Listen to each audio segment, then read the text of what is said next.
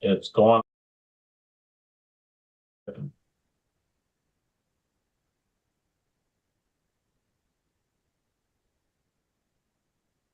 We live?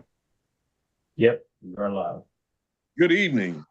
I'm Jerry McIntosh, and this is Our Voices, the People's Media. Tonight, we got a special guest with us tonight, our great sister, Robin Rashad, who will be talking with us about the Lua Institute and the many things that they are doing over there. And I know they've been doing some great things there because I've been there. So, and I know she's my home girl, so I know she's doing some great stuff. But first, we'll go to our host, Mr. Derek Scott, who is with the Democrat Party here, the chair of the Democrat Party. Jill Daggs, I won't make the mistake and say Jill Scott. I always try to make Jill. Mr. Bill Stowe, who is the author of the great book of From the Project to the Boardroom. I think Vernon Watson going to be on with us a little bit. So is Christine coming on? She just late? I believe so. Okay. We look forward to seeing Christina Forrest, who is one of our research persons. Our fact finders. Yeah, fact finders. But Derek, we're gonna take it, put it in your hands. I know you got some talking points you're gonna do. Okay, good evening, everybody. How is everybody doing? Awesome. Great. I hope everybody had a great weekend. Sorry, I was trying to finish the sharing on the show on our live stream, so we made sure we were all set and ready to go. Just as we know, we have quite a few things that have happened and we need to get ready for. But first, I want to make sure that we have our public service announcement to let everybody know that COVID is still out. If you are not, it is still trending at a relatively even pace. We don't seem to have the same uptick that we've had in the past couple of months, but it has not gone away. I know for some of you all who have been watching, you know that last month I was afflicted with it for the first time throughout this pandemic. So as careful as I am, it's still never too late to make sure that you practice the same level of precaution that you were doing in 2020, 2021, 2019, all of the above. So please make sure that you are washing your hands, covering your mouth with facial masks, KN19 or what is it? 95. KM90. KN95. I don't know why I said 19. KN90 and N90s masks. Those are the correct grade of masks that you should utilize. I know people may look at you strangely, but that's okay. You'll be in good company. So I know Mr. Jerry, Jill, I, and quite a few other people are still walking around with them on a daily basis. And most importantly, if you have not yet, please make sure that you get your vaccinations. We have several boosters that are available for you. Please contact either you can go to CVS, you can go to Walgreens, you can go to Walmart, any local pharmacy should be able to get you in, set up, and ready to go. That if you have not had a booster shot, I know it's coming up time for me to get one, so I will be scheduling my appointment here. You can get those done. Some of the pharmacies here in our area even come out to your car, so you don't have to get out. You can just sit in the car and they'll come right out and give it to you. But it is of the utmost importance that you make sure that you practice and put your health first. So those are the things that we want to share with you at this time. What I'd like to do is go to each one of our hosts at this point in time to do our weekly roundabouts and key points of information and public service announcements that our hosts may have. And I'm going to start with Mr. McIntosh. Is there anything that you want our public to know and things that they should be aware of? Yeah, definitely so. Moving for Change is having its annual banquet. Freedom is Not Free banquet. It's at 375 North Pace Boulevard. We have a social hour from 5 to 6. And at 6 p.m., the banquet starts. Our keynote speaker is Kyla Janae Lacey, who is a writer, a spoken word artist. You say a cat lady, an occasionally funny girl. She's been featured in writing about and write about now BuzzFeed, Harvard Bazaar, Slate Magazine, the Tamron Hall Show, Last Week Tonight with John Oliver, the New York Times, the Atlanta, and she's even been featured on Fox News.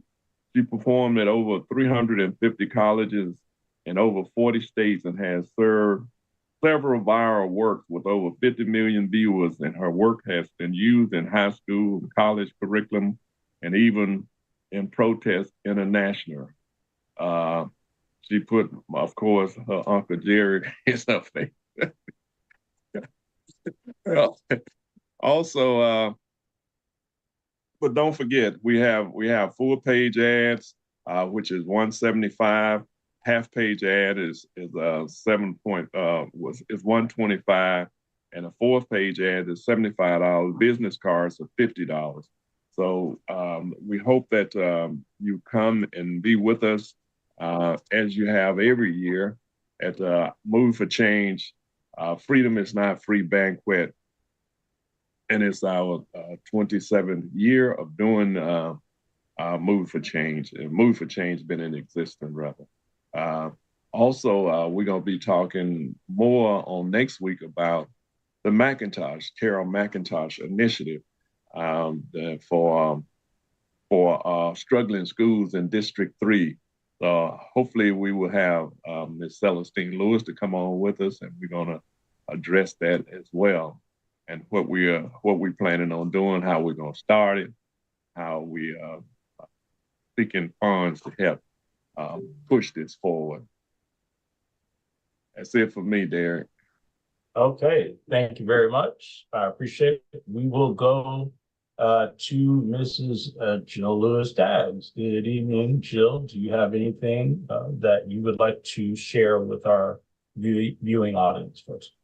I always want to share. I am so happy to be here today, this evening. So I just want to tell everybody, welcome back. I hope you had a wonderful Easter last weekend. Mine was quiet, as it has been. As your kids grow up, I'll just say, it's different because they have their own lives, and we always push for them to have their own lives, but sometimes their mom is like, where are my babies? So it was a little bit different, but what I will share with you is I don't have anything really right now for Okaloosa County other than the election that we have up, and I'm going to let Christina handle that since she's a fabulous candidate for it.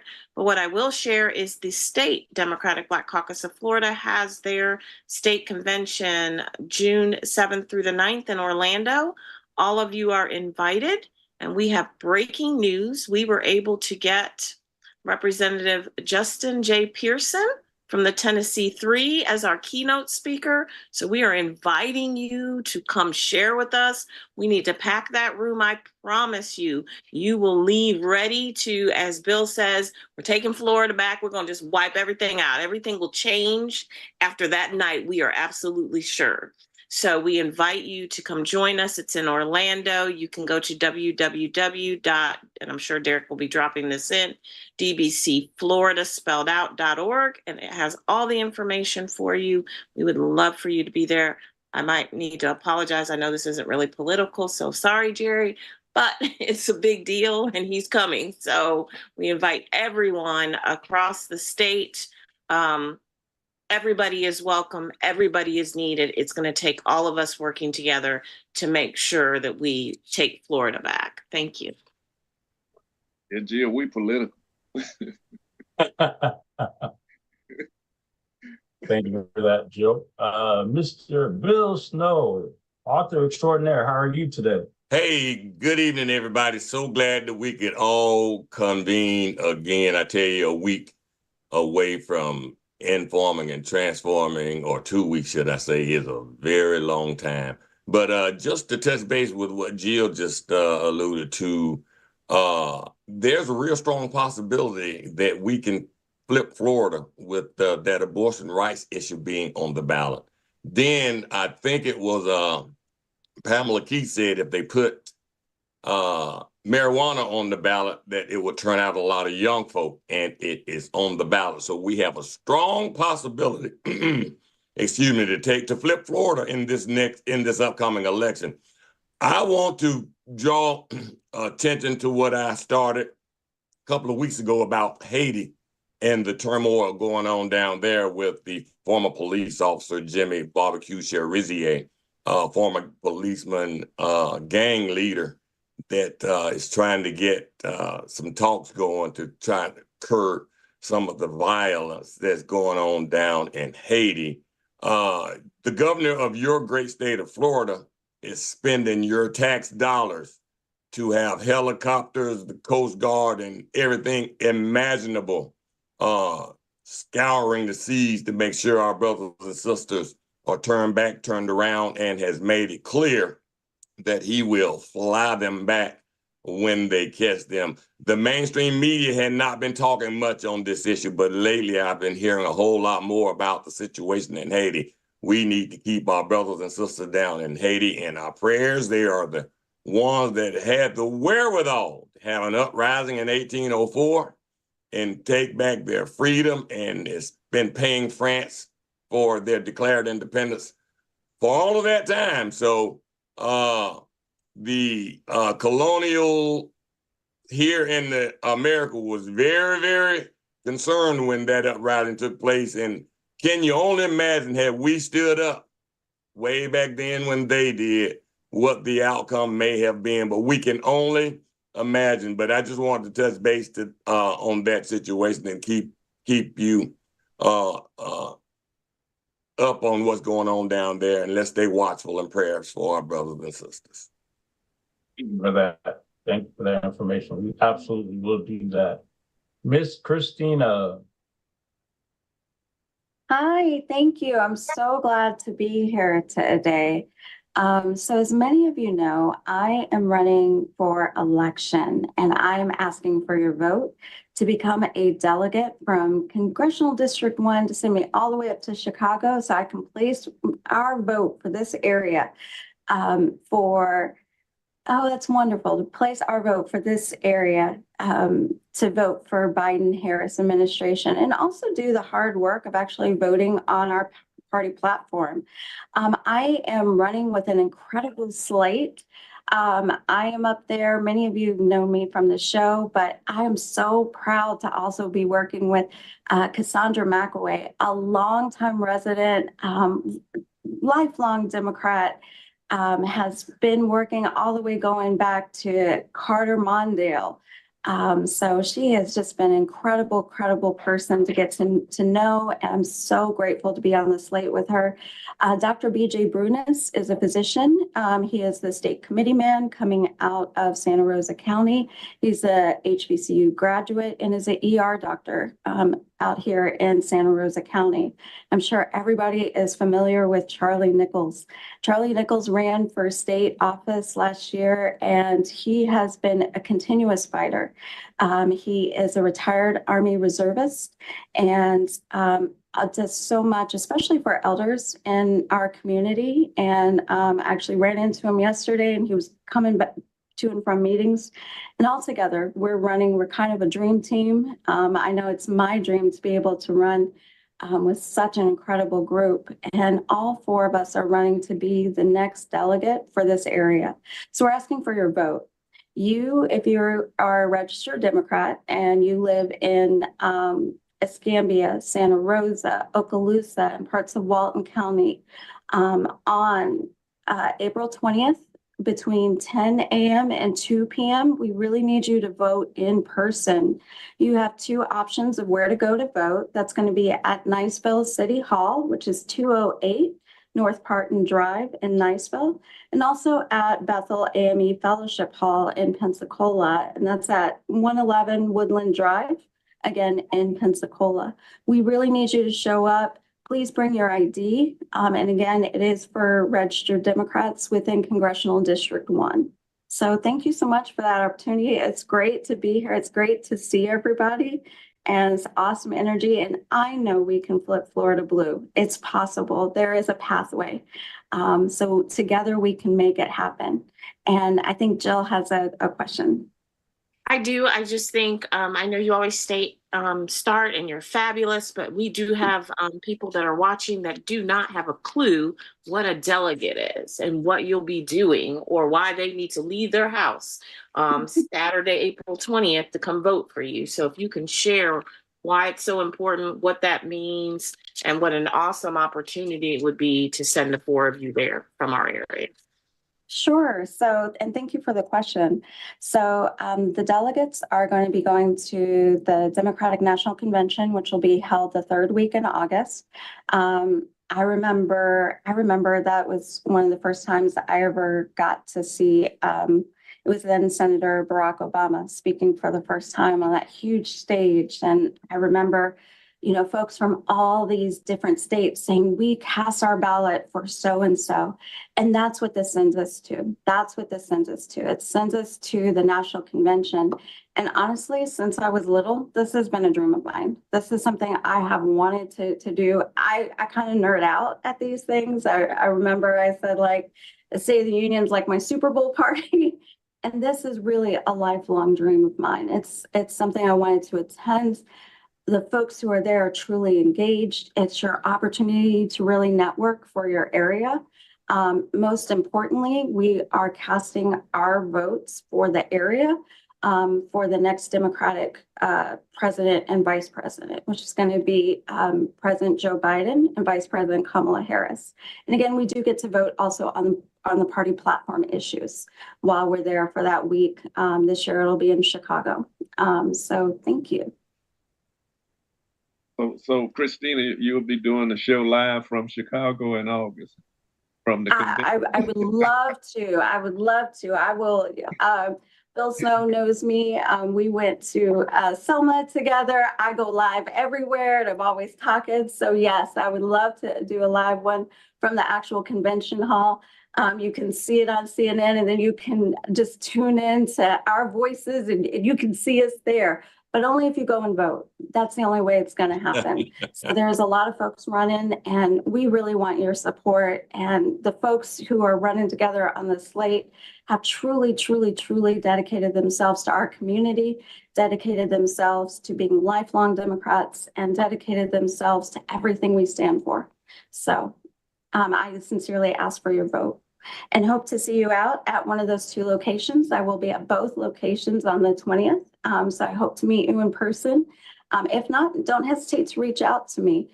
Leave a message in the Facebook chat. I'll be happy to get back with you and just let me know what I can do to help. Christina, I have a question for you. Yeah. You showed a wonderful slate of people, but you're asking for your vote. So does that mean they can vote for more than one person to be a delegate? Absolutely. Or how does that work? Okay. Yeah, absolutely. And great question. Thank you, Derek. So yes, you get to vote for 2 women and 2 men. So far as I know, there's about 11 people running. And we're running together because we believe we're stronger together. So we're asking you to send the entire slate. Thank you for that. And what time did you say they can vote? What time? Yes, voting is on April 20th from 10 a.m. to 2 p.m. Please bring photo ID with you. Please show up at one of the 2 locations. If you have problems, there will be folks at both locations to be able to help you. Don't hesitate to reach out to me. I'll do everything I can for you. But you do have to be a registered Democrat within Congressional District 1, living in Congressional District 1. You do have to vote in person and you do have to bring ID. This is not an election that goes through the supervisor of elections. This is actually run through the Democratic Party. And most of the people viewing us, especially in the Pensacola, Santa Rosa, Okaloosa area, you are most definitely in District 1. Yep.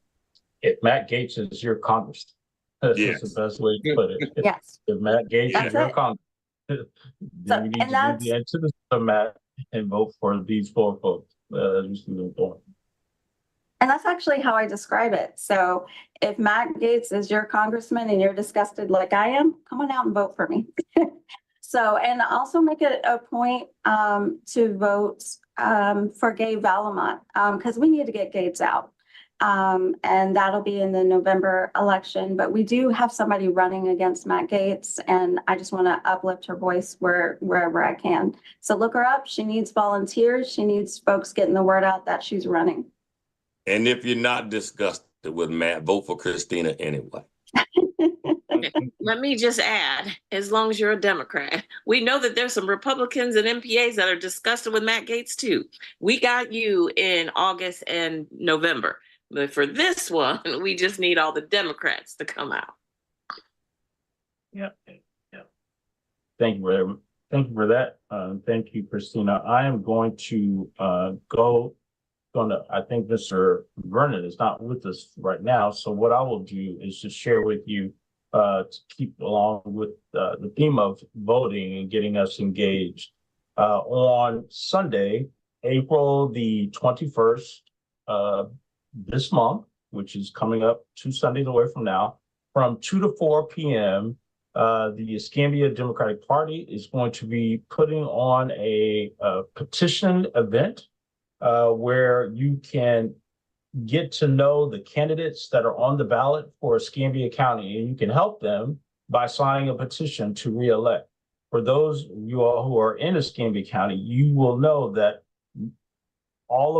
except for one, all of our Black electeds in Escambia County are up for reelection. And it is important that we support them. Not only are they Black, but they are also our only Democrats that are sitting in Escambia County. All of our Democrats who are currently holding office, and our Black electeds are all up for reelection. Plus, we have some people who are introducing as new candidates that also need your support. So it is imperative that you come out. We'll be having a free hamburger and hot dog event. Come out, sign a petition, get some hamburgers and hot dogs and other accoutrements, and sign a petition, hear from the candidates so you know exactly who they are, who you're voting for, and help support these individuals. Again, that is going to be Sunday, April the 21st, from 2 p.m. to 4 p.m. at the Escambia Democratic Party headquarters, which is located at 2618 Dr. Martin Luther King Drive here in Pensacola. It is at the corner of Martin Luther King Drive and Cross Street. And we're excited for a good time. We're asking all the community folks to come out. If you want to leave some donations, we'll accept those too, because we have a fight ahead of us. So I'm asking you to make sure that you, in addition to supporting Christina, just make it a weekend of voting and engagement. You follow up, you start on the 20th by going to Bethel if you're in Pensacola, or going to Niceville City Hall on Parton Drive if you're in Okaloosa. If you're in Santa Rosa, going over to Pensacola, or go to Niceville and vote for one of those, or for all of the four, that you see on that slate. That is, again, BJ Brunius, Christina Forrest, Ms. Cassandra McElwain, Mr. Charlie Nichols. And then head on back out after church on the 21st from 2 to 4. Grab you a hamburger, grab you a hot dog, come on out, meet the candidates, sign a petition. We have people who are running for supervisor of elections. If your commissioner is Lumen Meng, he definitely will need your support. It's imperative that you sign one for him. Again, as I said, Carrie Young is running for the supervisor of elections position. You have Delarian Wiggins for city council, Chris Jones for property appraiser. He is currently our sitting property appraiser. We have some opportunities here. If you want to see change, the best way to start is to come out and sign a petition. Additionally, as you heard Mr. Bill Snow say, we have 2 phenomenal amendments that are going to be on the ballot this year. Women's reproductive health care and marijuana petition. So if, I hate to say it like this, but if you support getting high without going to jail, you need to register to vote. You need to come out, you need to make your voice heard. more importantly, and I think, which is critical for us as a people, if you have or know people who are incarcerated for simple possession charges, or who have been convicted to that, making recreational marijuana usage legal then should open the door to adjudicate and void out those people who are serving terms. I said should. I didn't say will. I said should. Don't even say should. It should, it might, but make it very clear that Derek Scott is not telling you that when it passes, that everybody. Yeah, no, I didn't say that. I said it should. It should open the door. They don't have to go back. They never have to they go don't. back. Remember, they don't. They don't have to go back. They do not. They just gotta but go. It should. We're just talking about. But again, these are the things that you want to do to make Florida a better place and keep hope alive and to see us progress instead of regress. These are the things you need to do. So we'll have people who will be signing people up to register to vote if you're not currently registered to vote. If you need to re-enroll and vote by mail, this would be that time to do so. Again, plenty of opportunities to engage and make a difference in Escambia County and the state of Florida and this very great nation. This is your opportunity to get on the ground and start doing it. So with that, I will then go to our wonderful guest host. And Mr. McIntosh, if you would like to introduce Mrs. Robin Richard, I will give you that honor to do so. I sure would. Home girl, you muted there. I was gonna have to do the hall call. I'm sorry. Let me get right. Let me get right here. I'm gonna introduce you. Then I'm gonna let you talk about the Kakua Institute and all the things that you do there. If anybody have any questions to ask you while you're talking in between, we'll just jump in with you. So I'm gonna let you ride with that one. Okay.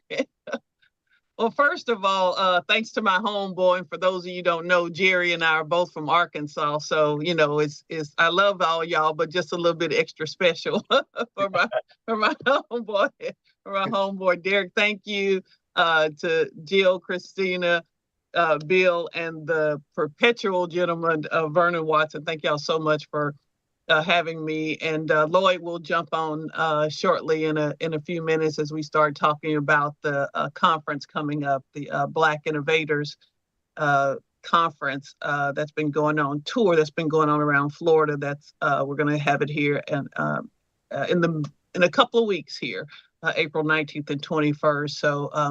So thank y'all again so much. I'm excited to talk about the Kakua Institute. And so to set the stage, in Swahili, Kakua means growth. And our idea is to discover, share, celebrate, and grow stories about African Americans in science, tech, art, and history. And so my very bad joke, which is true, is that Lloyd likes science and tech, and I like art and history. And so it's a way that we can not only keep us together, but to form around this community of economic development and community development. So which are very much important to us. It's what some people did, many people did for us as we were growing up, me in Central Arkansas, Lloyd in Tallahassee. It's what people did for us, really pouring into us all of the history that they had attained, whichever way, and so that we can move forward and keep those generations. There's a Native American saying, I remember Georgia Blackman used to always talk about her grandchildren. You know, I'm doing this for my grandchildren, God rest her soul. And I heard this Native American brother say that they think 7 generations, so that they want to do it for, and I don't even know how many, six generations of grandchildren. So think about that we won't even see the people that we're affecting, but it is up to us to do this now. And so that's what the Kakua Institute is about. And so what you see in the community, and a little bit of what Homeboy talked about, was we do things around economic and community development. So we started in 2016 with this simple idea to save a house, to preserve a house, that was in Belmont de Villiers. And Belmont de Villiers is located in downtown Pensacola. It's on the western edge of downtown Pensacola. And it was historically known as, the nickname that the locals had for it was the Blocks, and I'll talk about that. But it was the central hub for the African American community, mainly in terms of business. It was the highest, it wasn't the only place, but it was the highest and most dense place, highest number of people and most dense place for Pensacola of African Americans. I had 5 graduate students work with me in 2017, going into 2018, and I had them trace the population between 1880 and 1930, and we traced over or almost 4,000 adults. Now that's adults. So we looked at census records, city directories, all these genealogical records, and we traced, these thousands of adults in that area. So think about that in terms of the density of people living there. I mean, house upon house upon house upon house, business, business, business, business. 85% of those are African Americans. And so if you take what the Census Bureau says now, I don't know, I'm sure it was higher then, but what they say now, that we have 2.5 children, that multiplier effect of the density of that neighborhood was pretty impressive. It's a 23 block area that really was the hub for the African American community. A lot of people think of it now as that entertainment district, but it really was where commerce happened for Black businesses. And so you would have, if you want to get, you wanted to go shopping, you wanted to go to see your doctor, see your dentist, entertainment, see your friends, get your hair done, get your shoes shined, get some insurance. Just if you can think of a business, it was there. There were some cottage industries there, and meaning that people lived where they worked. So you may have had a restaurant attached to a house. You may have had someone who was a washerwoman or a laundress, they called them, or seamstress, who did work in their house. The same things we do today, home-based businesses, they did then. And so it was this is Robin saying this, and I get in trouble for loving Belmont de Villiers too much, but it was the premier place for African Americans in that time. And again, there are so many others, Warrenton, Old Warrenton, Millview, Century, Olive, what we call Wedgwood, so many other amazing places, but Belmont de Villiers is the one that's most well known. And so we've taken, for the Kukua Institute, we've taken that history and still developing, still researching, but we've taken that history and tried to form things around that. So people will be interested not only in the history, but in the how you can use that history to impact your future. And so we've done things like virtual reality. So you can put on the virtual reality glasses. So this is how tech can, or history can inspire tech and vice versa. You can put on the virtual reality glasses and go back between 1900 and 1910 and see who would have lived in one particular 4-block area. So that sort of commercial core at the corner of Belmont de Villiers and the 4 blocks around there. We have humanoid robots, insect robots, that where students, adult and children, can learn about programming, about coding, about robotics. Lloyd is really passionate about AI, artificial intelligence, and how we want to ensure that the usage of it, we know it's here and it's here to stay, that people are producers and not just consumers of it. So especially in terms of economic development. And then we have sort of 2 parts of the Kukua Institute. I'll take a break after this. The Ezra Gary Museum and Research Center. So we do a lot of our research around the African American experience, the history and all of that. We do it there. And then we also do, we have the Center for the Innovation Workforce, Center for Innovation Workforce. We do a lot of the training, the mentorships and things like that. And up under that, of late, we've been working with the county and Workforce Escarosa on the Summer Youth Employment Program. So we've done, this will be our 3rd year doing that. Really excited about that. We work with the I just forgot the name of it. The center, it's a federal program, the Center for Seniors who are going back into the workforce, Black seniors who are going back into the workforce. We work with adults with disabilities. And then we've also had the pleasure of working with the AmeriCorps Vistas, who helped us with our capacity. And so these are programs where especially people who are listening out there and thinking about how you can further your nonprofit or your business. These are opportunities where someone gets paid to come in and help us. So we get a benefit because we're doing some training, but they get a benefit in terms of economics, where they get paid to learn a new skill or get retrained. And so we do that. And then under that sort of the research deal, we've been doing, did the Viola, that's the opera about the first, what we think is the first African-American, certainly woman-owned hospital in Pensacola, run by Viola Edwards, that was there from 1922 to 1927. And it has come back, and I'm going to put this book up because Bill talked about that reproductive right. So this is the book that we contributed to. It's called By Hands Now Known by Judge Margaret Burnham. And the Viola Edwards is in chapter 3. So if you get this book, you can see the work that we've done. And we're so excited that the story made it in there. So excited to help with the research on that. And it's important because this is mostly a Northern book about Jim Crow's legal executioners is our subtitle, but it's a book about how Black folks during the 30s and 40s were still getting lynched. And so this is her story. Judge Burnham helps to uncover a lot of those stories and names the people who perish because of these lynchings, but also names the accusers too. And so we know the work of Brian Stevenson. She is his peer and counterpart, teaches at Northeastern University. And so I'm excited that these stories are getting this national play. It's the Viola Edwards Hospital for what's going on politically now has been a focus because of the choices for women's reproductive rights. And so you had essentially a white woman who came into this Black-owned hospital to either to have an abortion or because she had attempted to self-abort and so came to the hospital for medical care.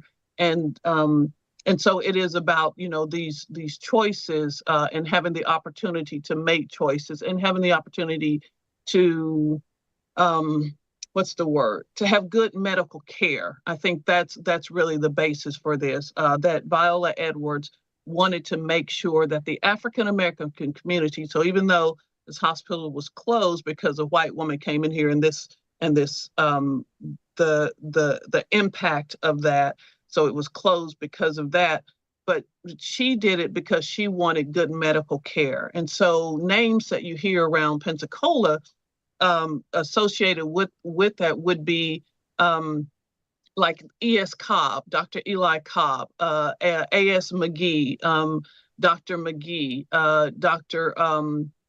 Aarons, Dr. Sunday. And there were so many medical doctors that worked with her, Dr. Moon, and she had 2 nurses working for her as well. She was a Tuskegee Institute trained nurse. And so here you have all of this that we're trying to do with the Kukua Institute to share this amazing information. There's so much more, but to share this amazing information with. So let me take some questions and then I can talk about some of the other things as well, because I will start getting super excited. Just going back, when you said the hospital was closed, and it was closed only because they were helping someone who was white. That's right. So I'll give you the what they call it, the Cliff Notes version of it. So she'd operate the hospital from 1922 to 1927 successfully. She had some financial challenges, as early businesses do. And she had owned a restaurant prior to that. Her and her husband William Edwards, and they had raised 3 children, college educated, 3 children. Remember, this is the 1920s. This is before she did this during the time where women were getting the right to vote, where it was not, even when we see with her cases later, the gender bias that she faced in business and in her development. And so in 1927, August 1st, 1927, a white woman by the name of Dorothy Frederickson comes in on a Monday, says she needs to rest up because of a trip that she's taking. And a white man has brought her in. He is married, but she not to her. And so they have appeared to have had a long-term relationship. And Friday, she's dead. Dorothy is dead. The white woman is dead. The child that she is carrying is dead. They bury her at here locally at St. John Cemetery on Saturday. They exhume her body on Monday, have a coroner's inquest on Tuesday, and by Tuesday night, Viola Edwards and Enoch Tart, E.E. Tart, the white man who brought her in, are in jail. And so they are charged with manslaughter. So that's August 1st to August 10th. So that it happens very quickly. And by the end of August, there is, they have burned her hospital. And so here you have, again, this woman who's trying to provide this medical care is essentially stopped. And so a month later, she is acquitted, found not guilty, and as is Tart, is found not guilty. And there was such a roar from the religious community, not only over the question about race. So here you have a white woman coming into a Black hospital. You also have a married man with an unmarried woman, and then you have the question of the abortion. And so the religious community writes letters, they in their sermons, which are published in the paper.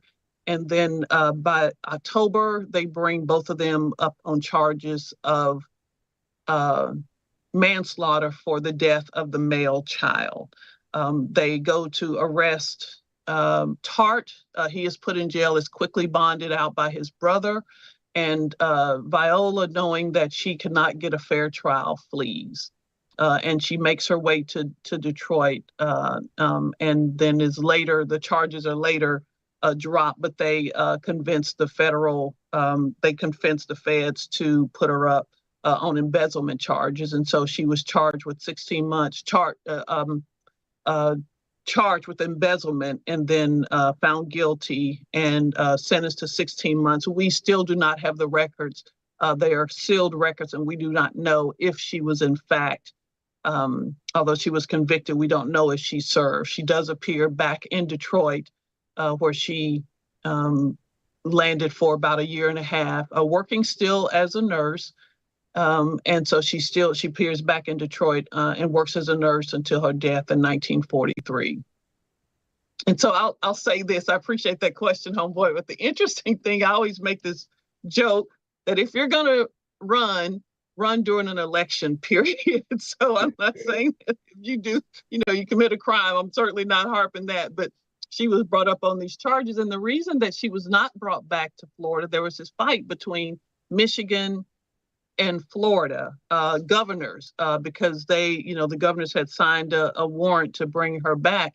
The Governor Green, his first name escapes me, but Governor Green was running for governor, was running his reelection for governor, and wanted the vote of the NAACP. So he courted the Black vote.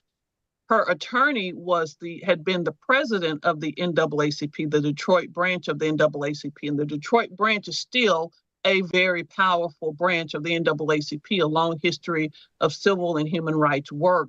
And so so he denied the extradition warrant because he courted the Black vote, and Viola was put up as one to protect, because, as I mentioned, that Judge Burnham talks about, and that we found that she said that if you bring me back to Florida, I will be lynched. We have a proven history here of lynching Black folk and not providing justice. And so her case was held up by Governor Green during an election year. So, William Hayes McKinney out of Cottage Grove made that case. Cottage Grove, Alabama, made that case for her.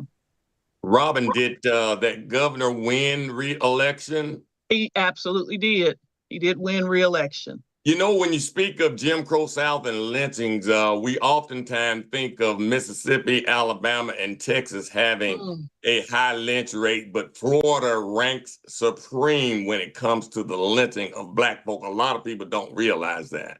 Yeah, Bill. And the challenge is the one. So even though Judge Burnham's book is by hands now known, there were so many people who were lynched whose names we do not know, who just is vanished from the record books, do not even get to the court of law. And so whose names, and the other side of that, I love interviewing people and just being nosy and curious, inquisitive, whatever you want to call it.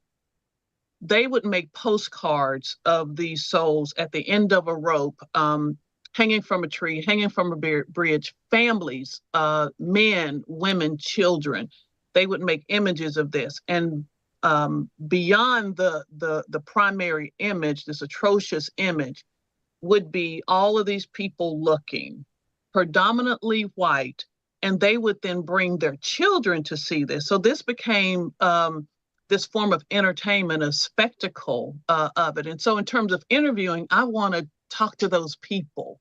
I want to know why it was important to view this dastardly deed, why it was important, because you're then participating, if not by physically helping, then by your physical silence, that you were there and then you pose for this picture. And so it's a lot of accountability to go around there. And so there are so many that we do not know. I mean, her hospital was burned. That took a physical act. They said it may have been by the KKK.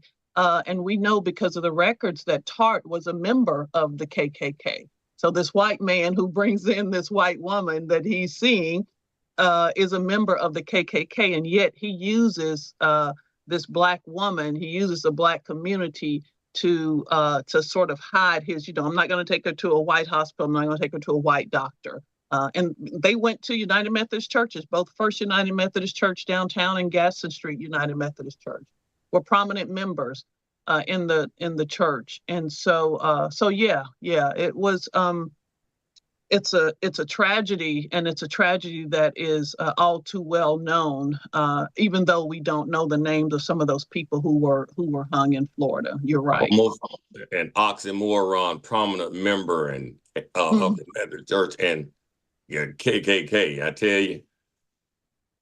Yeah, they were twin souls.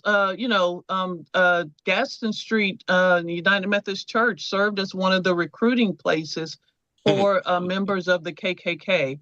And they have a new pastor over there, and he has, tried to reconcile. I think he's still doing some work over there. He's still trying to reconcile. Jack Hennon still trying to reconcile that, because some of those members there, were they may not have been alive during this time. They would be 100 years old, but they were there during this period. And this was the period of the second KKK, T.T. Wentworth, whose name, Thomas Wentworth, whose name rings really loud here in terms of history, but it also rings loud that he was for Escambia County, he was the guy for the KKK here in Escambia County. And we're reaping some of the repercussions of that in terms of real estate. There's some research going on now because he used the tax rolls to swipe or to gain a leg up on predominantly Black folks in real estate. So there's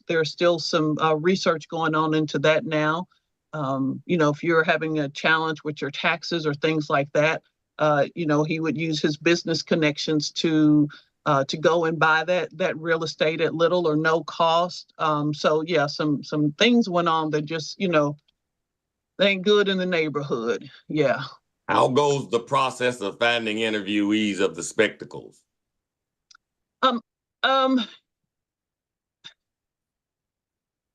So you would first have to, I mean, so you have these, and I'll say beautifully posed cards. So because, it takes a long shot for somebody then to stay still with the, getting all of that. So so you'd have to identify the people, and then they would have to tell their story. And unfortunately, so the answer I think would be identifying the people. And unfortunately, people, who's it said, we're only as sick as our secrets. I think America is sick. We're still in this long-term recovery, some 400 years maybe even longer, what we've done with the Native American community, but certainly what we've done with the African American community. And so it is identifying them and having them to have that discussion. When we talked to some of the descendants of people who were known KKK members and White Citizens Council and things like that, there has been some, and I tell people, you may not be responsible, you may not be responsible for the deed, for your ancestor being on those rolls, but you're accountable to tell those stories. So, we love for African Americans to tell, my such and such was enslaved and all this, but there's on the other side of that, there's someone who was enslaving those folks. And it can't be because only had somebody who said, well, they were not racist, they were separatists. Well, I don't know what the deal is. I don't know what the difference is. It is having people be forthcoming and having that acknowledgement and accountability to share that story. And it hurts. It's a painful thing to know that your ancestor did something wrong or stood by when wrong was doing. You're not responsible for it, but you are accountable for it. And that's where Malcolm X talks about, healing is not just when your knife is in the back, it's not just taking that knife out 3 inches when that knife is in 6 inches, it's taking it all the way out. And then the healing can begin. We have in this country, as much as I love this, I love all of who I am, and that, we have not taken the knife all the way out of the back of African Americans. Amen. Talk to us a little bit also. I know Lord will be coming, your other half will be coming on in a little bit to talk about the tech side of it, because I went to one of the graduations y'all had, and it was beautiful with all of the young people that was graduating over there.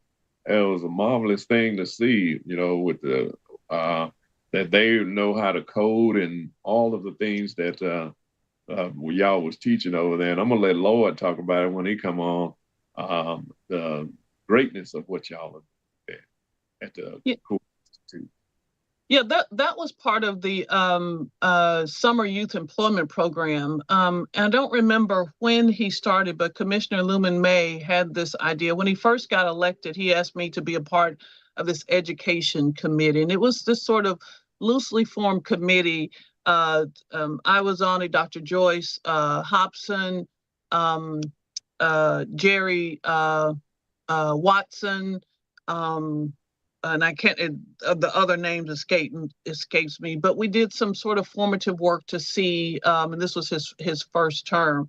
And so he's done a lot around education, because I think that he believes, from what I've seen, that he believes that education is not just should not be only contained within the 4 walls of the school. That's extremely important, and that's where the majority of it happens during that school year. But outside of that, what can the community do? And so he came up with this idea for the summer youth program. There may have been some other commissioners involved, but the one that I saw really, out front was Commissioner May. And so he opened it up. So the city of Pensacola takes part, led by Escambia County, and then Career Escarosa takes part. And so that first year, what is this, 2024? So 2022, the summer of 2022, we took part and had, I think, 8 or 9 students. Last year, we had 12 or 13 students. And so they come under the Cuckoo Institute, and for up to, I think, 30 hours a week, they get paid $13 or $14 an hour. if you remember the old CETA programs. Yeah, yeah. I don't know. I still remember. I think I got paid $2.35. Right. That program 200 years ago. And so that opportunity to learn. And so we when they opened that up, we engaged with them. And so they learn these whatever they want to learn: marketing skills, social media skills, tech programming skills. They were able to do this experiential learning, meaning that they were able to get the training and then right there apply it in this real world situation. And so what you would have come to, Jerry, is we had a graduation in-house so that they could show their project work. This was project-based work. But then also the county invited us to be a part of their larger graduation as well. And so to show the work and the opportunity that they had to work. So these are I think you have to be 14 years old to do this, and you have this amazing opportunity to come in and have this summer job. And these students were serious. They had other things going on. Some of them, this was the only thing. Some of them, they had other summer jobs. Some of them were student athletes. We had one student who was dual enrolled in college. She went on off to LSU. And then what we tried to do during that summer was to bring people in who they wanted to see. So even if, when you're a teenager, you don't necessarily know what you want to do. But again, what people did to us, and I'm sure to all of you all and to the listening audience, was that they put people in front of you. So we had one young lady who wanted to be a psychologist. So I called up my friend, Dr. Irvin Williams, who's a psychologist at Lakeview. And I said, hey, can you come here and just talk to her? And just, tell her what's going on in your world. And so don't know if she's going to be a psychologist, but Reverend Powell always says, image breeds inspiration. So here is somebody who is doing the darn thing that you want to do. So you can kind of decide. We had one young lady who was interested in real estate. I'd always call her Miss Harvard because she was always cold and she'd wear a Harvard sweatshirt. And so I brought in Collier Merrill, and I said, this, and so this dude, you go to the Fish House, you go to Five Sisters, you go to Atlas, and 4 or 5 restaurants around town. And he told them the story about when he was in college and going out trying to get money, being denied, and all of this as a 18, 19-year-old. And they're like, you tried to do this as an 18 or 19-year-old? Like, yeah, and I failed, and I got up, and to have your grandfather, your father, help you along the way is not a bad thing. And he talked about that as well, but also just talked about that effort and trying and doing. So we would bring a diverse group of people in and around them so that they could hear and more importantly, see somebody who was doing what they were doing, who I think Herb Collier, maybe a couple of other people, most of them look like them. These were all African-American students. We did have a couple of college students as well.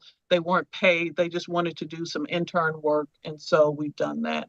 And before that, Lloyd had been working with college students from different colleges, primarily UWF, but with their mentorship programs and providing them an opportunity to have that project-based learning. So they would actually work on a project with him to move the ball forward.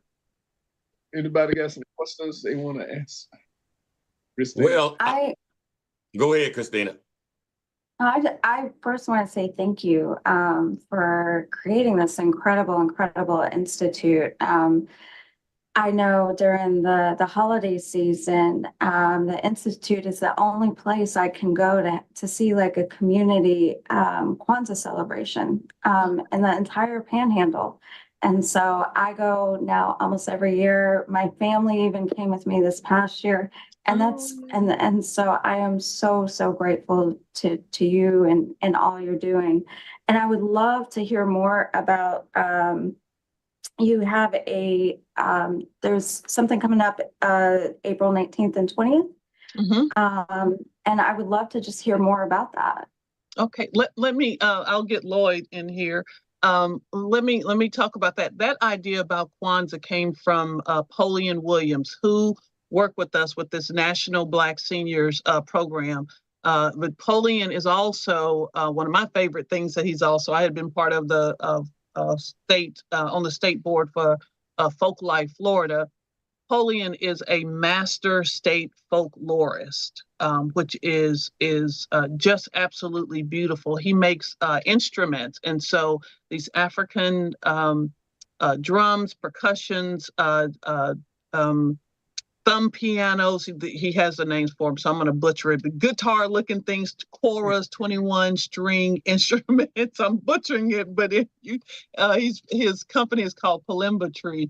So he had the idea because he had not seen a collective community Kwanzaa celebration, and it had not been one for a while. I think Pensacola State, Dr. Tony Anderson had done some, but he wanted to see people, instead of watching it in the audience, to be involved in it. And so he came to me with the idea, and I said, well, the first thing we got to do is get these griots, get these elders permission. So we went to Miss Julia Arnold, who is very clear about, she wasn't on the first Kwanzaa celebration of Pensacola, but she was a friend of the people who started it, Minnie Seabrook, and the people who started it at St. Anthony of Padua Catholic Church here for Pensacola. And so she was our first and speaker. Pull up a chair. She was our first speaker. And so just so excited, and she laid that foundation out. And then our speaker this past year was Hazem Abdullah, who is a griot, commercial sign painter, actor, poet, appears on WRNE. And so just so excited that he agreed to be our second one. So thank you for bringing that up, Christina, excuse me, because it is very important that we celebrate all of who we are without apology, and with hopefully, prayerfully, with success and with passion. So yeah, so we're so excited. We'll probably outgrow the Kakula Institute, maybe not next year, but maybe the year after. But but we're excited. I'm gonna slide over here and let Lloyd get in here. Let me squeeze in here. Oh, she's stubborn. She needs to get out of the way. Oh my Lord. Let me sit this up. I'm gonna. Oh, you want to be? No, you sit there. The only time I can be taller than him. How's everybody doing? Hey. Yeah. I've been listening. You all got a good conversation going on, and excited to hear about it. What was that question somebody posed about the tech side? Yeah, Christina asked about the Black Innovation. Want to know about that. So April 19th and 20th, that's coming up, and that is what Lloyd has been a part of, working around the state and around the country to ensure that the science and tech community are composed of these amazing African-American creatives and entrepreneurs. So that's the Black Innovation Leaders of Florida they want to know about. Okay. So a couple of things going on there. So first, the Kakula Institute has a program called Startup on the Blocks, mm-hmm. But basically inspired by all the entrepreneurs, back in the day. But so we're having this as a part of the Startup on the Blocks program. Last year, we formed this a Black Founders program. We got some sponsorship from Florida Power and Light to train some Black entrepreneurs here in Florida. And last year, we also partnered with Blacks in Technology, which has over 30,000 members, and about 200 of those members, they participated in our training program as well. And so what we do in our training programs is we have two platforms that we mainly use. One is called the Lean Stack, but it's about designing a business model, a scalable business model. And then the second platform is called Startup Science. And that training program was created by a gentleman that had built and sold 12 companies. So everything he learned from doing that, he put it in his training program. So both of these training programs, it's all about closing the knowledge gap that founders have about building a startup. And so building a startup is a little different than doing a small business. When you build a startup, you leverage the ecosystem. Your activity in the ecosystem is like your credit in the traditional small business world. So all of our programs at the Cocoon Institute, we try to connect people with resources. You have to leverage resources if you want to grow. And so what I noticed over the past, we've been doing this program 3.5 years. This August will be 4 years. And so what I've noticed from interviewing almost 300 founders is that most of them have broken business models.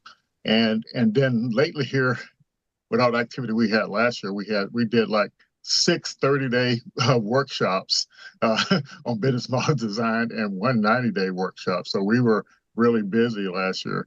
And so one of the confusing things was this idea of innovation. So you use innovation to actually create value.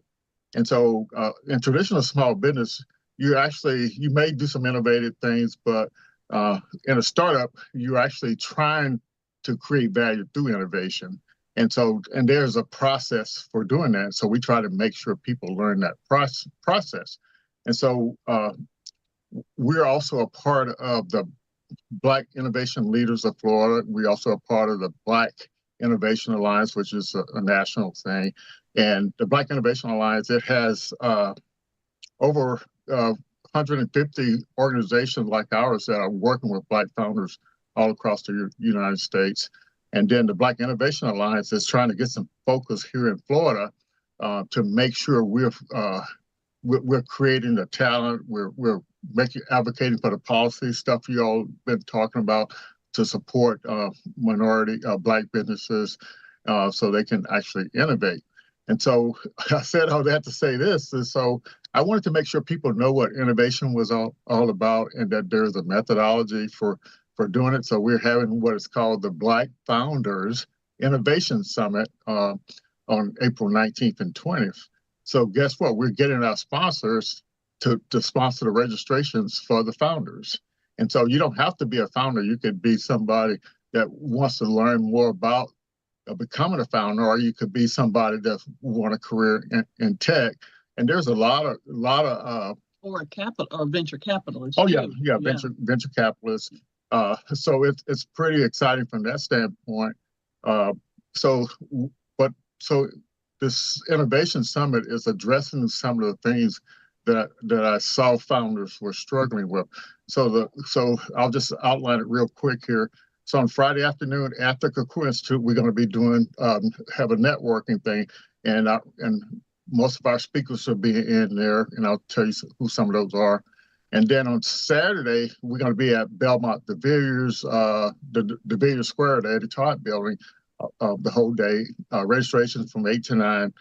Our first speaker is Dr. LaTanya White, and she is going to do a keynote on dynastic wealth.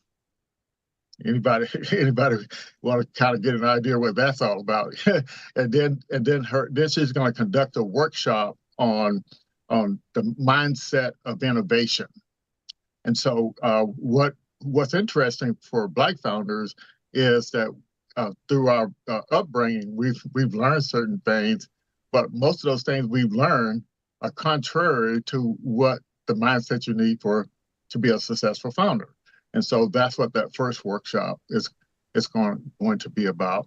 The ecosystem helps you where you are. The minute you get an idea and start working on it, the ecosystem will come in and help you all the way to an exit.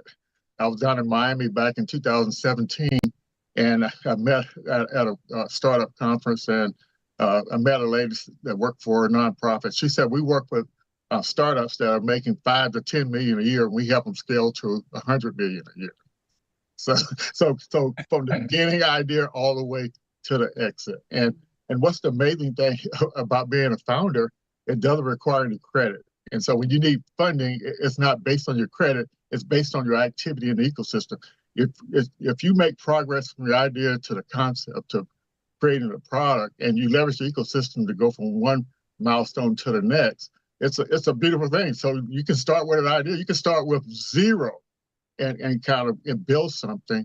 and so there is help there for But you. there also, let you take a break. There's also this idea of the structure in that. And that's the thing that I've seen from an outsider. That's outside of, you know, what they're doing within this program, is that there's such a thing as structure. And so even with the what's the budget sheet that y'all do?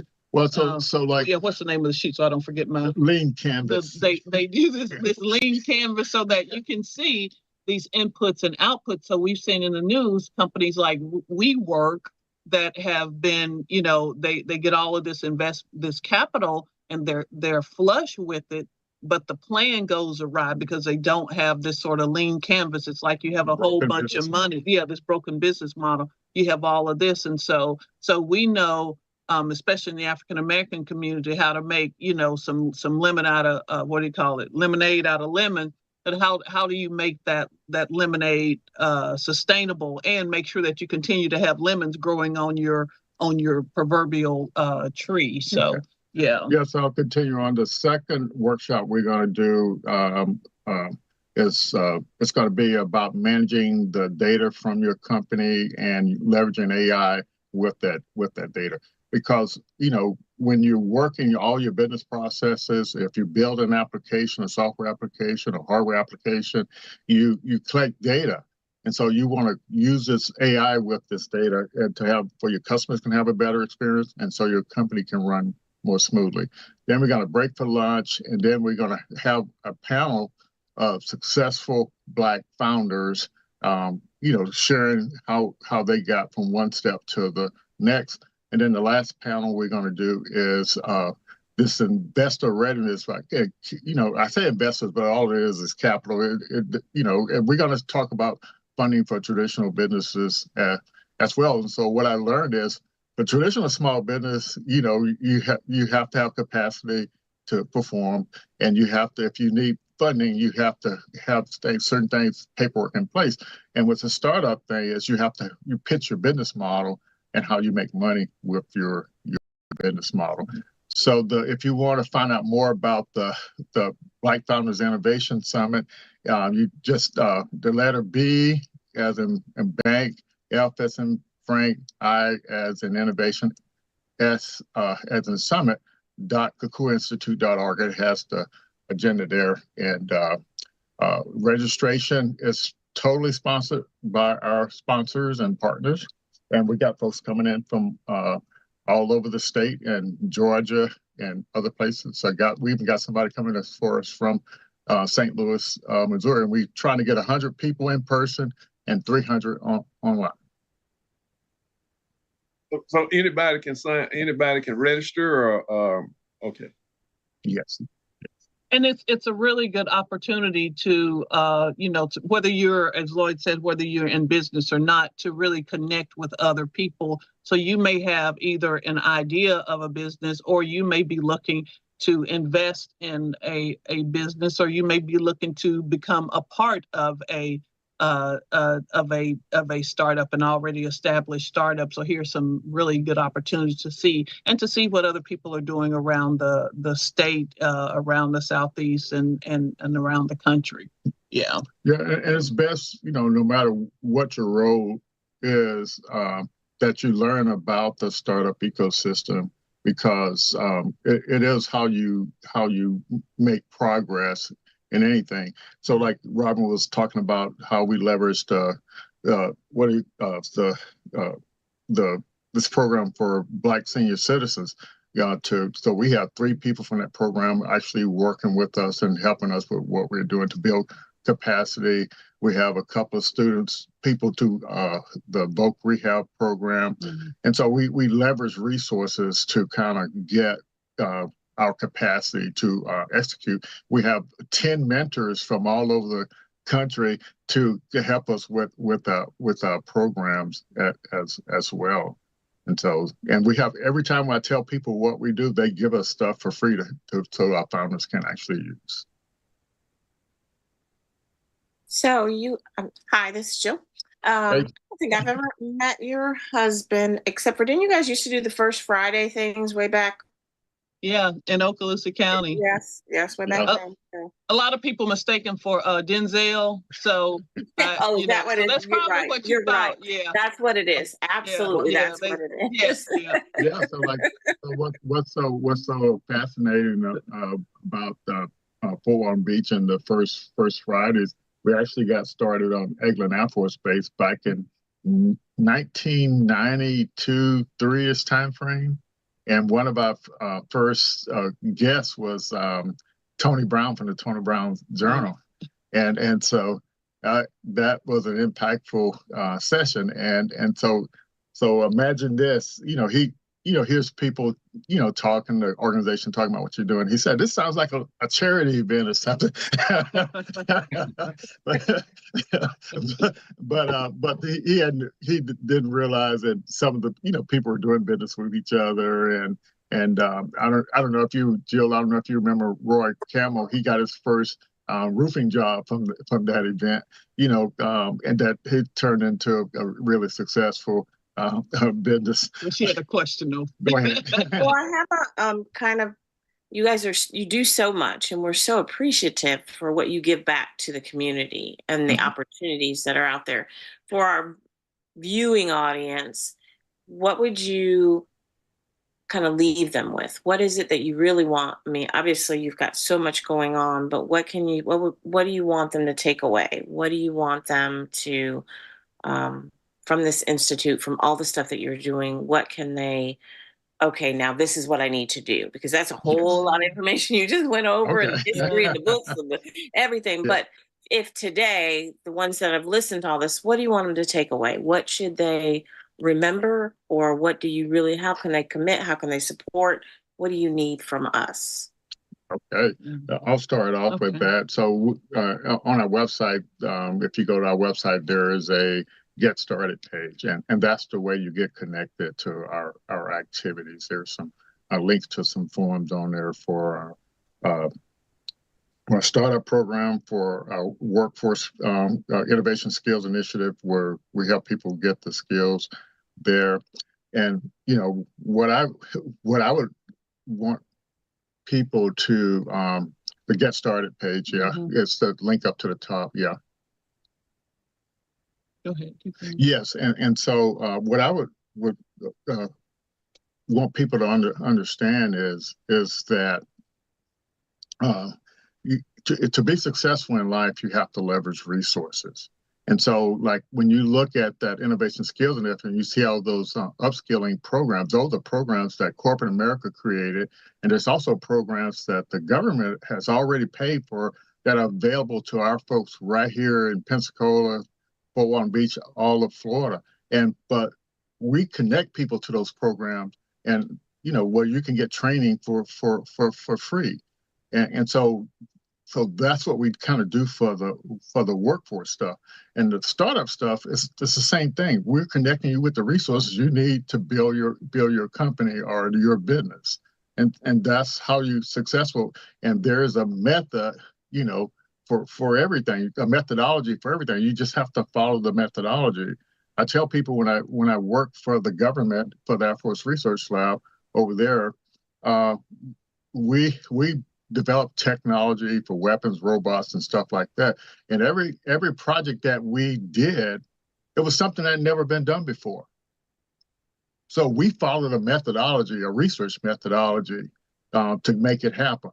And so if you're in the business world, there's a methodology for building a company, and you follow the methodology, and that's what you have to do if you want to be successful. It's literally just learning what the methodology is and actually following it. I would say, Jill, that it is for me, whether it's science or tech or art or history, is that Black folks had been left out because someone did not value. So we've always had value. You don't have to tell me that I have value for me to have value. I was born, I have value, right? I wasn't, there is no the thing that irks me is people say, oh, you're a doctor and you happen to be Black. No, I was born beautifully Black, and then I happen to be a doctor. So my color does not change with my with my career. It is a wonderful part of who I am, and so I want you to value all of that. And I want me to have value. I want me to know that I have this intrinsic value in whatever we have. And so why we run so hard with this is, again, because somebody did it for us. And so this is our leg to run.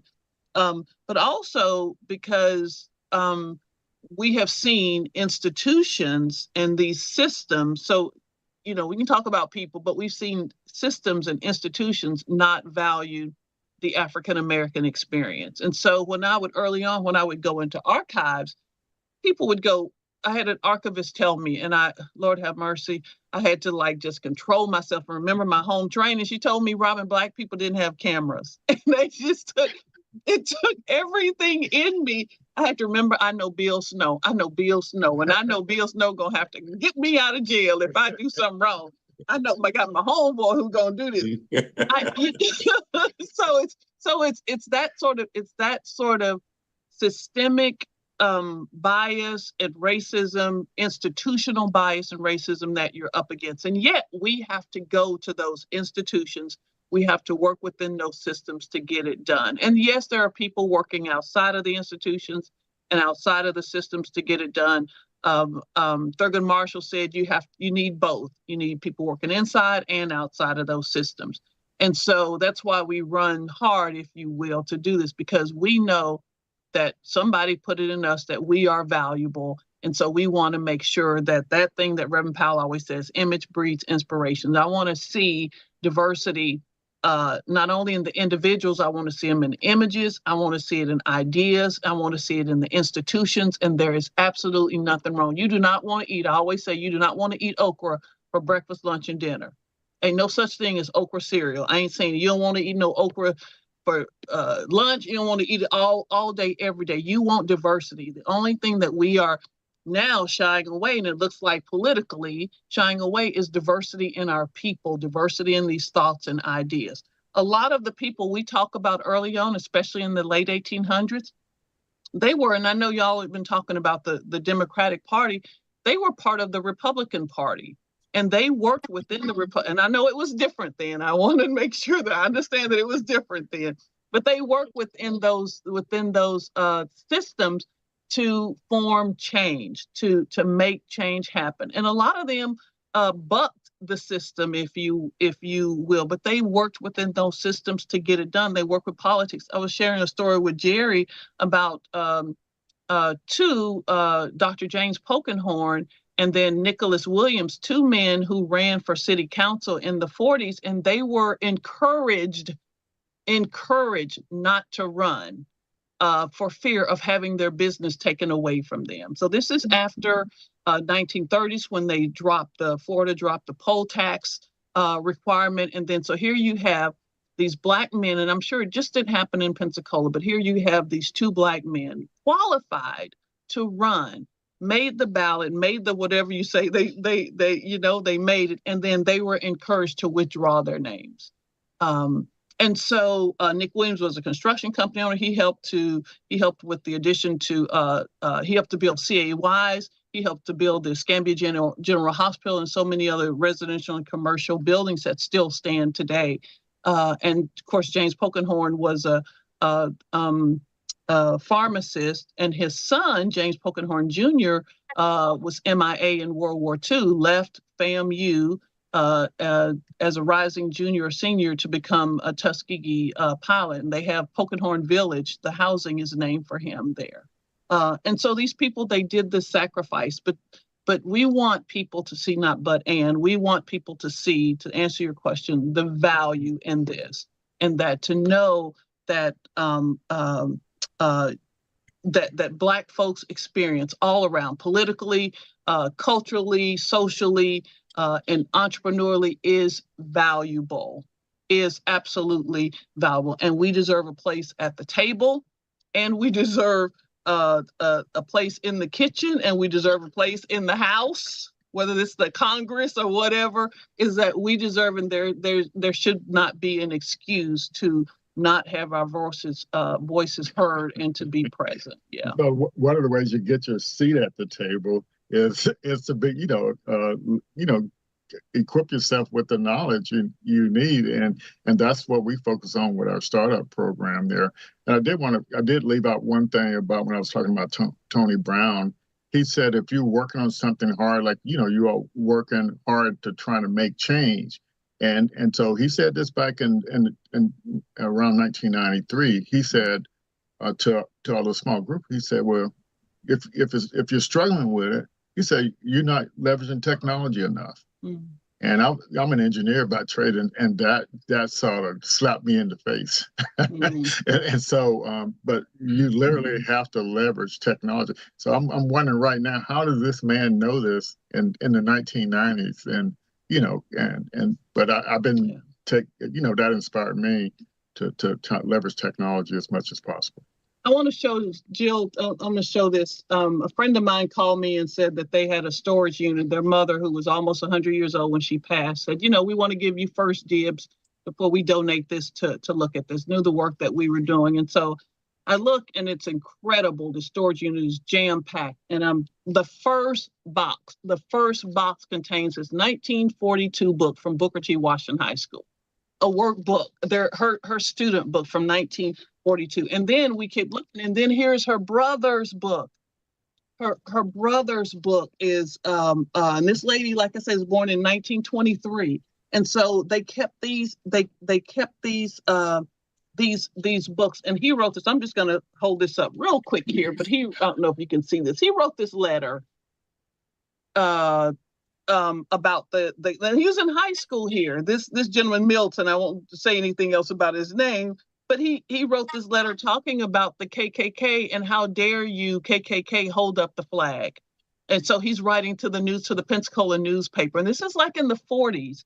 And so when I talk about value, when we don't, when Black folks' contributions are an afterthought or an also ran, then we miss out on these incredible opportunities to have this. And so what we will find, especially in terms of collections, is people go, oh, nobody wants this, and so we're going to throw this away.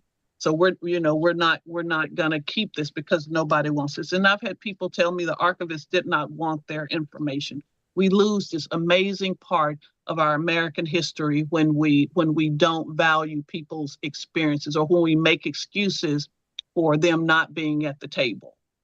So we have to be very intentional about, and I think that's the thing that at the Institute that we've been intentional about, is being inclusive and holding people's histories and stories up for value.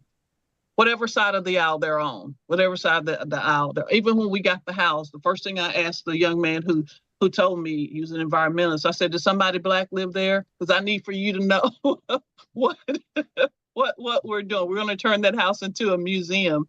And we have, incredible, right behind Moving for Change, we have the Chappie James Museum, and we have the Ella Jordan Museum. So we have incredible images for us to do, but we need to have this history of Belmont DeVillers contained and shared. So that's what we're going to do, is we want to make sure that people know that that their stories matter. We gonna thank y'all for coming on with us tonight. You don't have to go. You can stay the rest of the show and participate.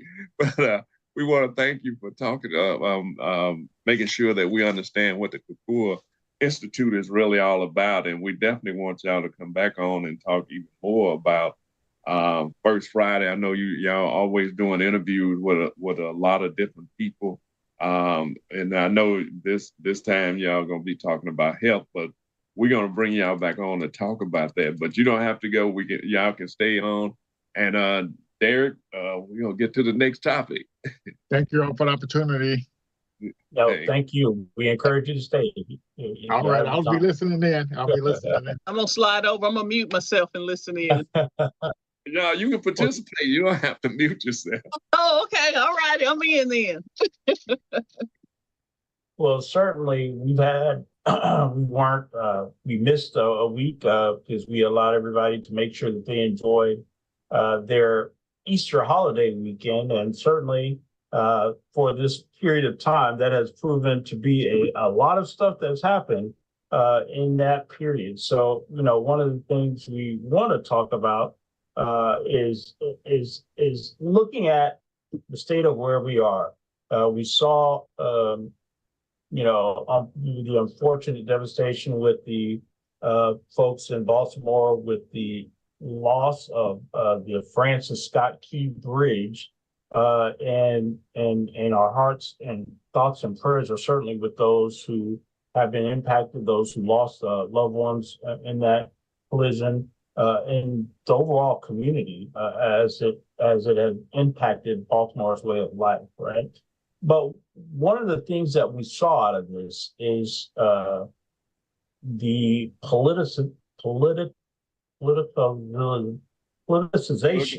Yeah. I was trying to get it out. Politicization of this incident, particularly as we look at the mayor of Baltimore and Black. We've seen the right co-op and talk about this unfortunate incident, and even folks like Elon Musk with and things of that nature is talking about this being a direct result of the impacts or the detriments, as they say, of DEI.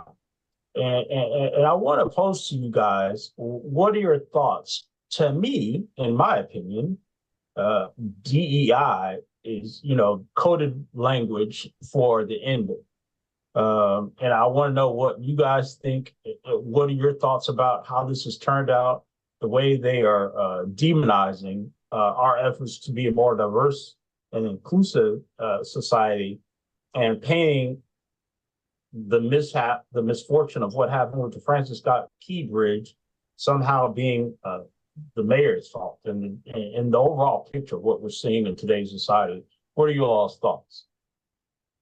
My thinking is, who was navigating the ship? Who was the one navigating the ship? Because most of the time it's not a Black person that's doing the navigation.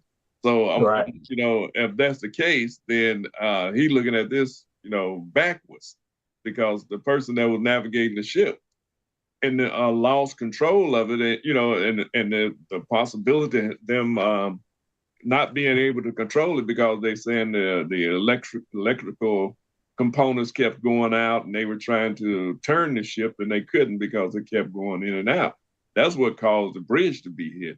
But for them to get up on television, like the Elon Musk and all of them who people, Black folks are buying his car. And that's why I will never buy a Tesla. But then I have been telling people for years that Elon Musk was part of the apartheid regime, his parents, folks, and all of them that was part of it. And he hasn't changed his stripe not one bit. And so him and the Republican Party, those who were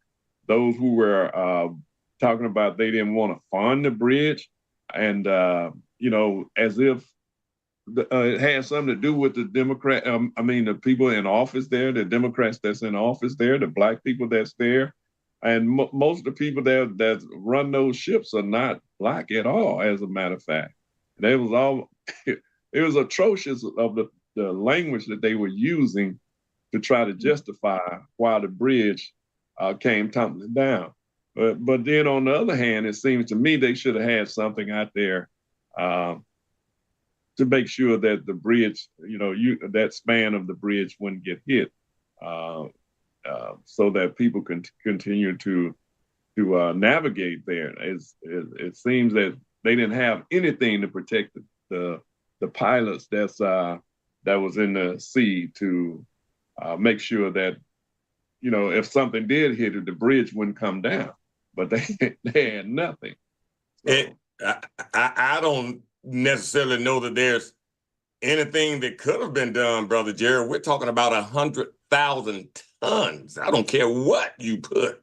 100,000 tons moving is going to take out any structure that's going down into water. But Wes Moore, governor, has handled himself wonderfully. I'm not quite sure how a vessel from Singapore has anything to do with diversity, equity, and inclusion. I've even heard some theories of terrorism. I mean, when you desperate means call for desperate actions, and the Republicans, believe it or not, are desperate. They are grasping at straws, but West has handled himself wonderfully. It was an incident that obviously could not have been avoided as far as the vessel taking out the doggone bridge. I mean, accidents happen. That's why they call them accidents. But to politicize it is abhorrent, and that's just another tactic from the side that is losing, will lose, and as long as they stay in disarray, will continue to lose. Okay.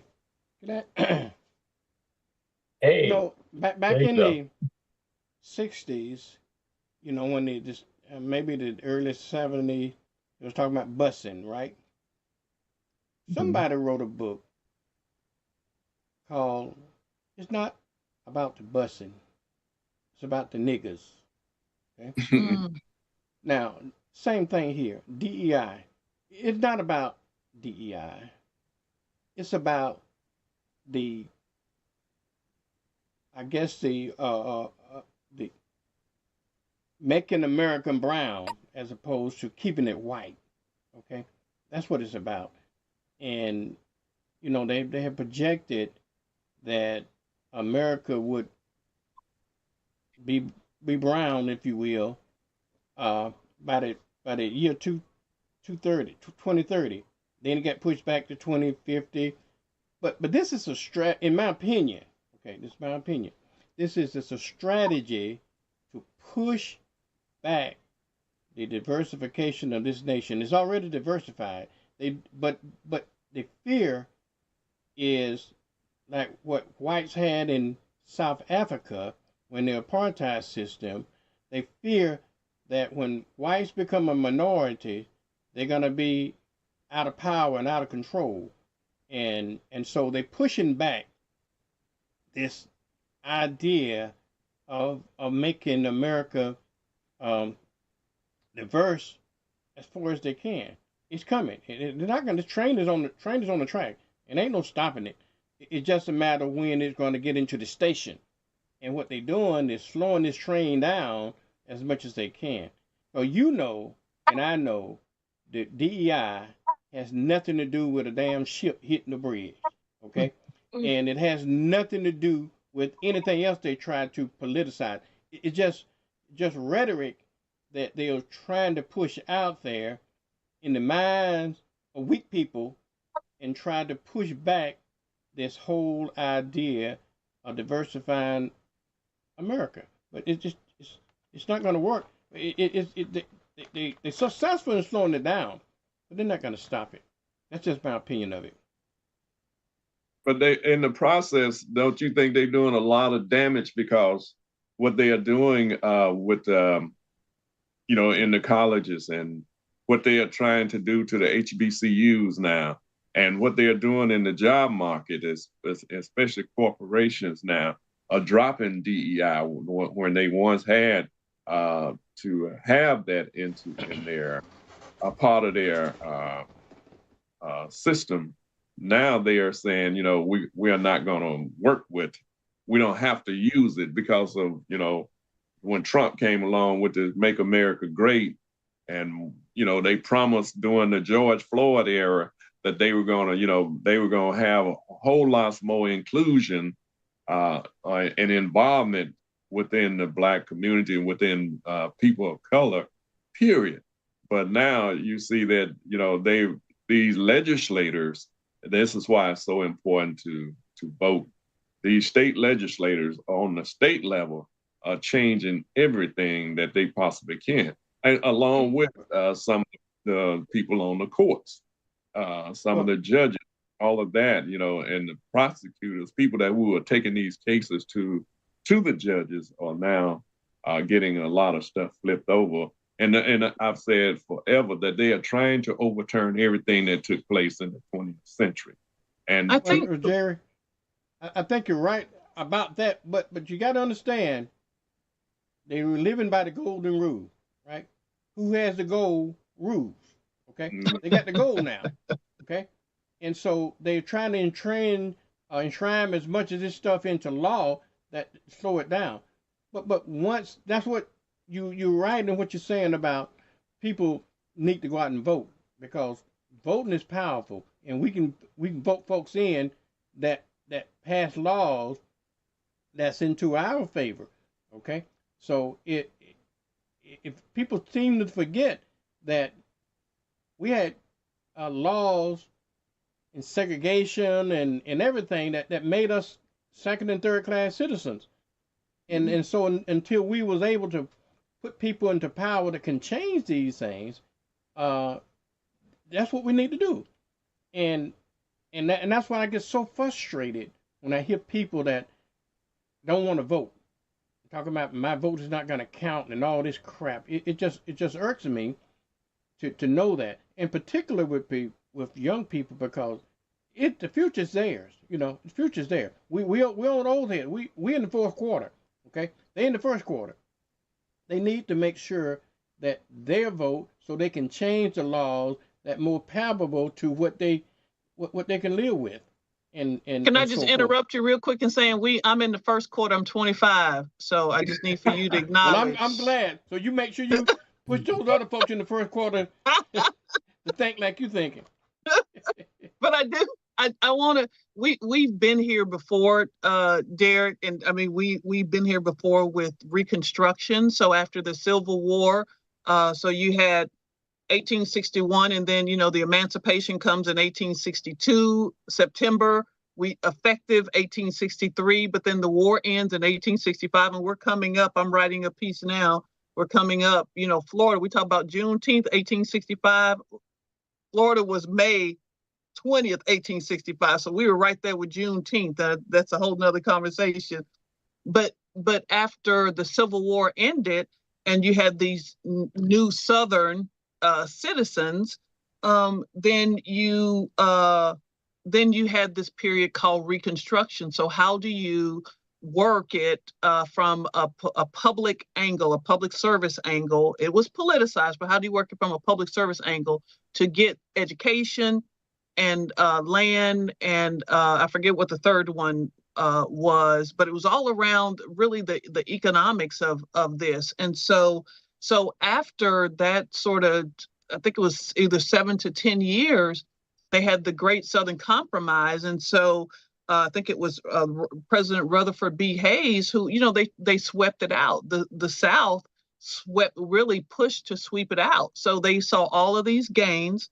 Florida rewrote the Constitution, 1885 Constitution, to do away with a lot of those gains. So this is nothing new. We have been here before. And so after George Floyd, then you saw this rise of DEI, but there is this pushback.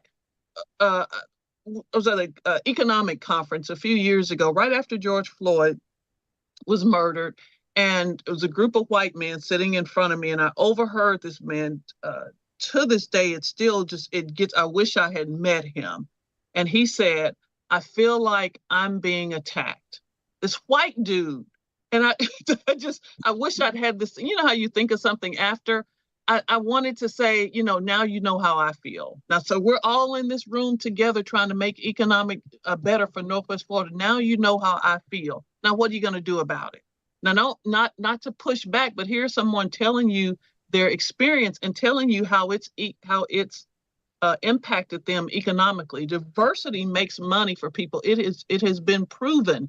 It has been proven that when you diversify your company, it makes money for people. And so I'll end with this. I cannot remember the young lady's name. She runs Ariel, or used to run Ariel Capital Investments. Melody Hobson, I think that was her name. Melody Hobson. She's married to George Lucas, sister, African-American sister. And so she said a friend of hers, white man, was on a new board, walked into this board meeting and was about to walk out. He was a part, because he walked in and everybody looked like him. So he knew, when you talk about young people, Vernon, he knew that you needed to do something different. But he said one of the other things that the CEO asked, they needed to hire somebody, and they said, well, do you want? And he was talking about diversity.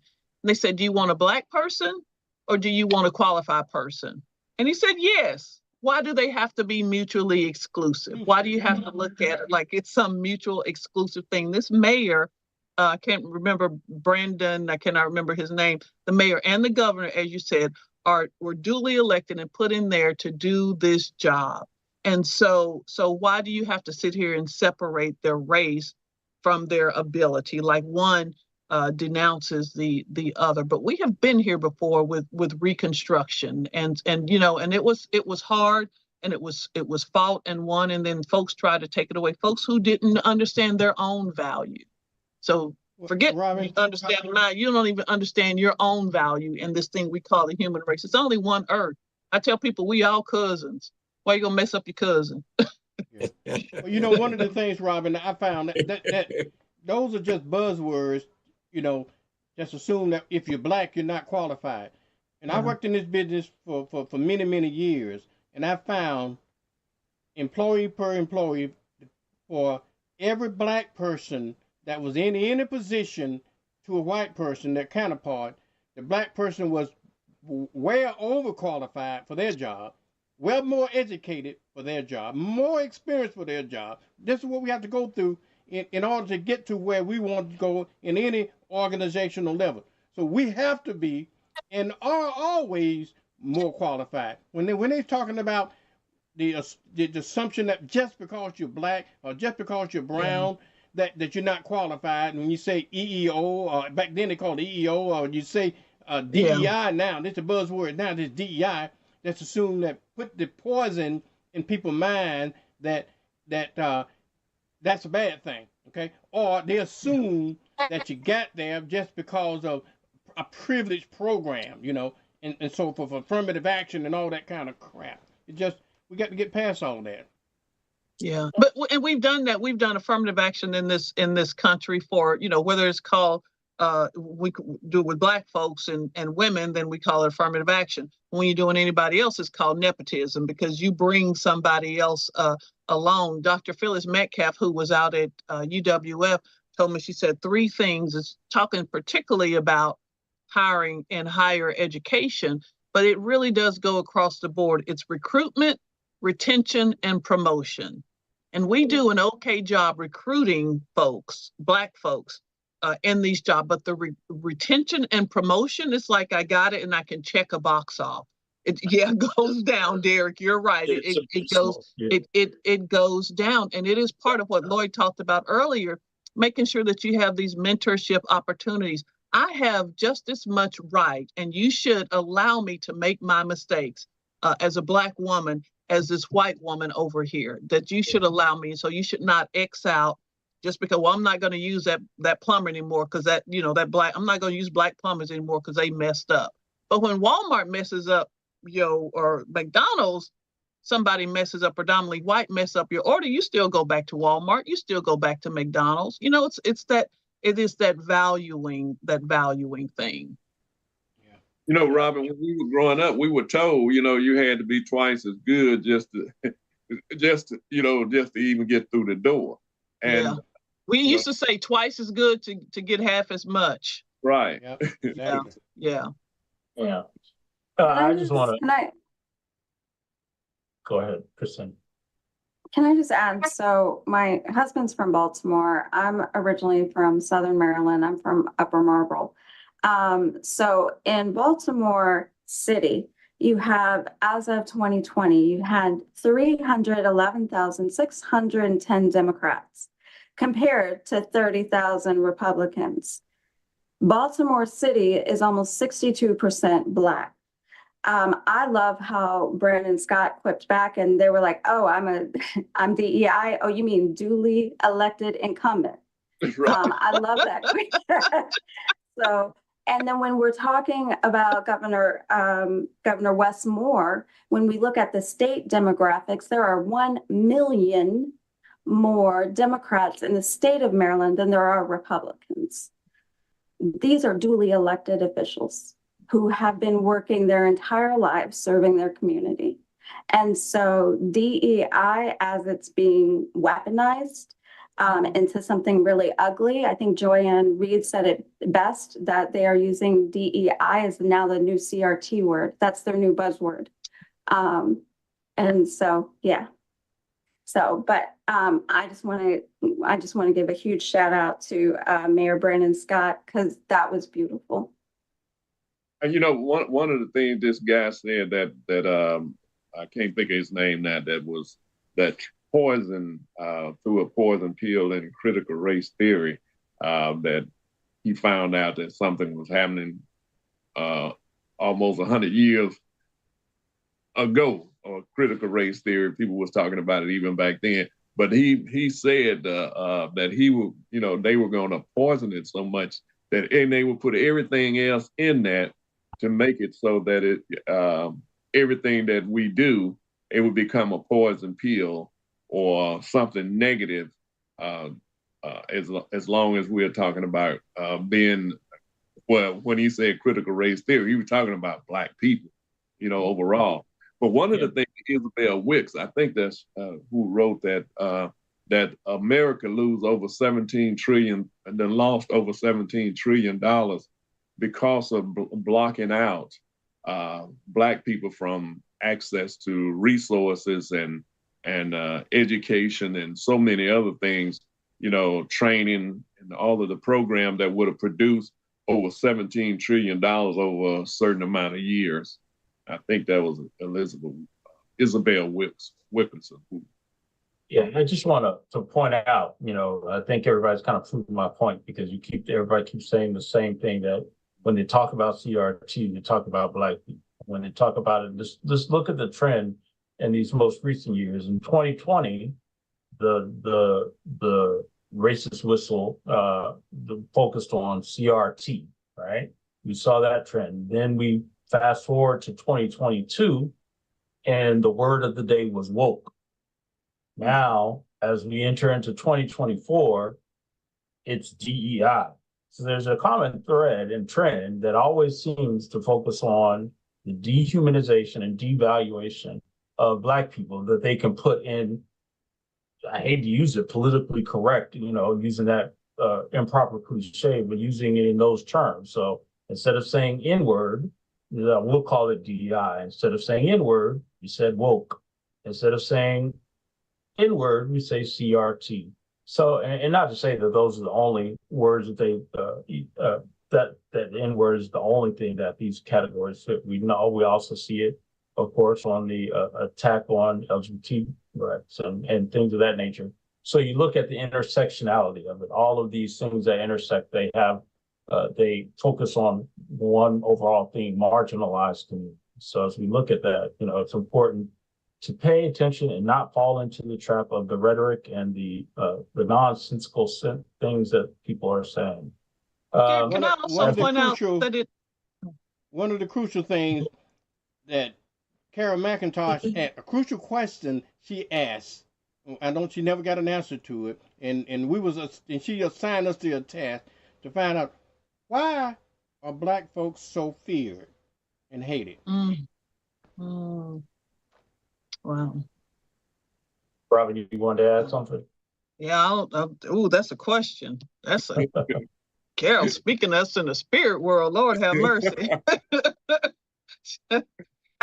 So you talk about what it costs us. They're talking about that 17 trillion. So I think it was in the news last year. We had been reading about it, but Bruce Beach in California, where those that couple bought that property in the 1910, 11, 12, sometime between 1910 and 1920 for $1,200, and was the state forcefully, or the city, whoever, took over it and then turned it into a park, didn't give them their due. And now the family is, so they went through the court system, and now they're having to pay them $20 million.